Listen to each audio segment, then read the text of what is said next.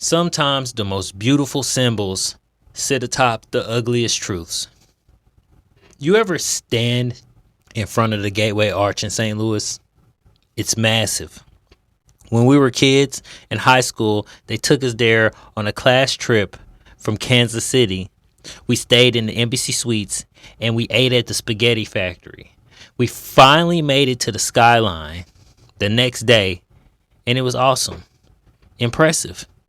The way it curves into the sky like a silver promise.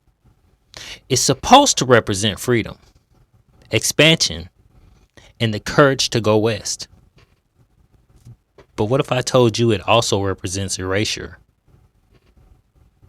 That beneath its shining surface lies a buried history of families displaced, homes destroyed, and communities silenced, all in the name of progress. Welcome to That Doesn't Make Sense. I'm Michael Porter, and today we're digging deep beneath the arch to uncover the truth about what was there before it and why no one ever talks about it.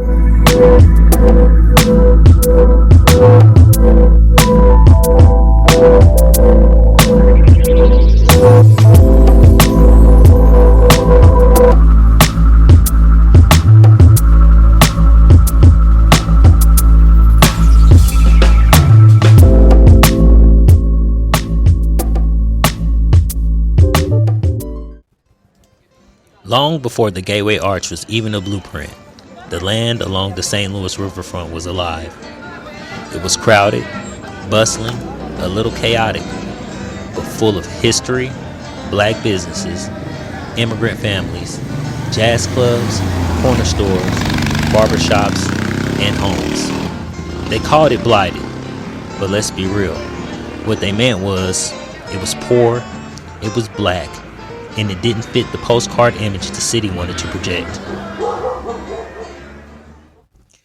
In 1933, Bernard F. Dickman began rallying behind the idea proposed behind attorney Luther Eli Smith to revitalize the area with a monument to westward expansion.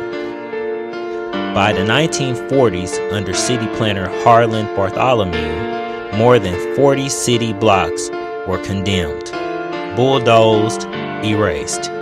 Nearly 290 businesses, black-owned barbershops, corner stores, produce stalls, gone.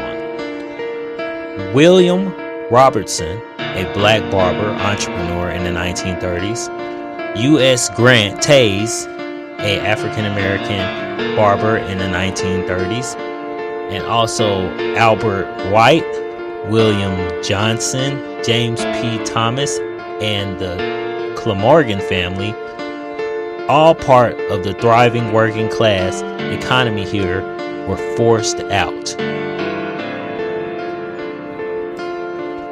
With all those folks cleared out for the arch, many were relocated north into a brand new housing development called Pruitt-Igoe.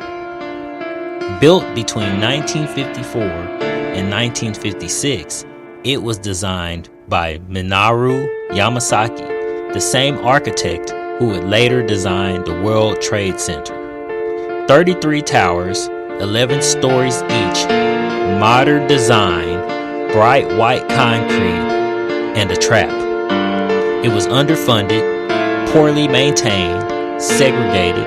It had skip-stop elevators that forced residents on dangerous stairwells. Trash piled up. Plumbing failed. The winters were cold and the summers were broiling. And then came the military test. Spraying zinc cadmium sulfate across the rooftops without consent. By 1972, demolition began. It was televised like it was a football game. And by 1976, all the towers were gone. The official story, architectural failure. The truth, a failure of policy. Morality, and care.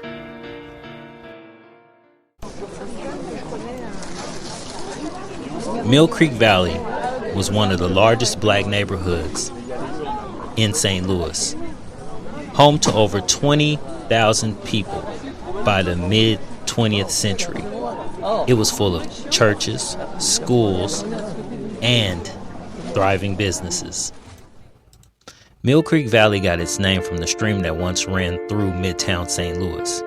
By the early 1900s, it was home to thousands of black families who had fled the South. It stretched over 450 acres. In 1954, Mayor Raymond R. Tucker campaigned a $110 million bond issue. $10 million of that was supposed to be used to erase Mill Creek. More than 20,000 people were pushed out. The city promised new housing, better schools. What they got instead? Pruitt-Igoe. And then nothing. They said they'd make it better. All I saw was dust and empty lots. That was a quote from a Mill Creek resident in 1964. 450 acres destroyed. And people moved to Pruitt-Igoe. 40 blocks of warehouses, produce stalls, barbershops, jazz clubs, boarding houses, places where black entrepreneurs thrived, where jazz clubs were filled with Nat King Cole, Ella Fitzgerald, and Charlie Parker. Clubs like the Plantation Club, the Riviera Drew, all destroyed for a Gateway Arch and a Jefferson National Expansion Memorial Plan. Thank your civic leaders for that. Your civic leaders sold it as progress. Nearly 290 businesses were gone. The river market silenced. The land sat empty for 2 decades. Then the arch rose, an icon for tourists and a tombstone for the erased.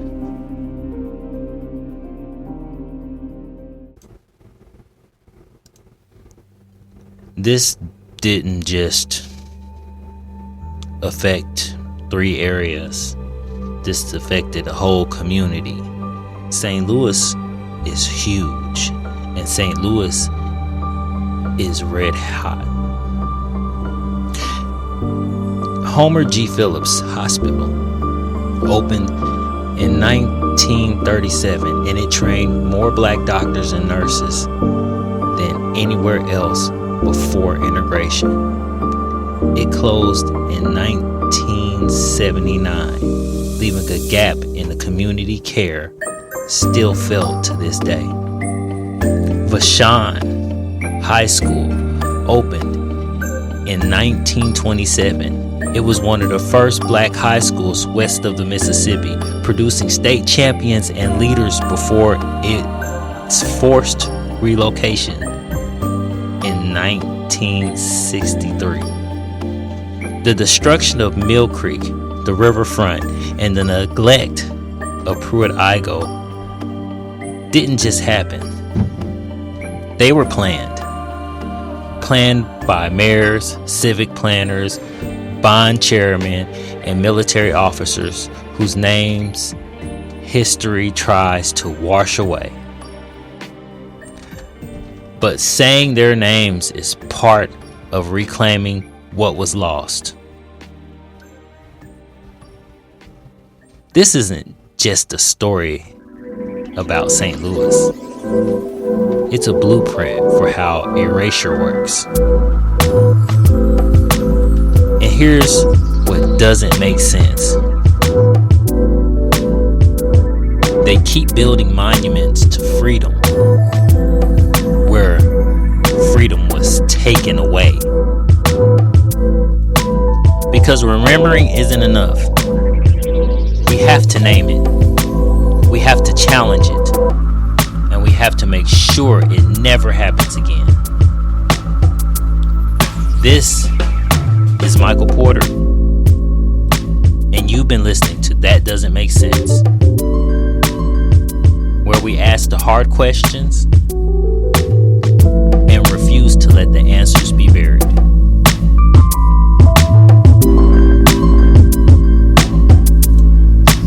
Thanks to the National Park Service, State Historical Society of Missouri, STL Public Radio, Searchable Museum, and the various historical photographic archives, including the Clio, Wikipedia Commons, Preservation Research, and local media outlets for graciously providing images that bring these stories to life.